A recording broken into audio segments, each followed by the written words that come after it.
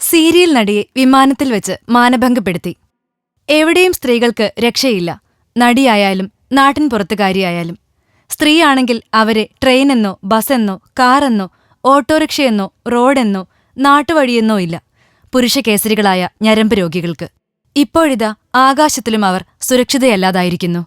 Colours ചാനലിലെ ഉത്തരൻ എന്ന പരമ്പരയിലെ മിടുക്കിയും സുന്ദരിയുമായ ടീന ദത്തയ്ക്കാണ് വിമാനത്തിനകത്തുവെച്ച് ദുരന്തം നേരിടേണ്ടി വന്നത്.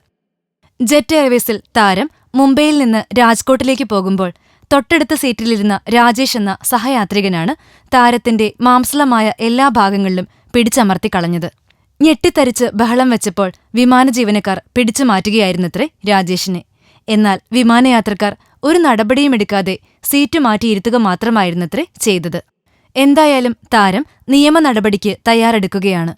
ജെറ്റ് എയർവേസ് ചെയ്ത നടപടി സംസ്കാരമില്ലാത്തതായിപ്പോയെന്ന് പറയാതെ വയ്യ ഫിലിം കോട്ട്.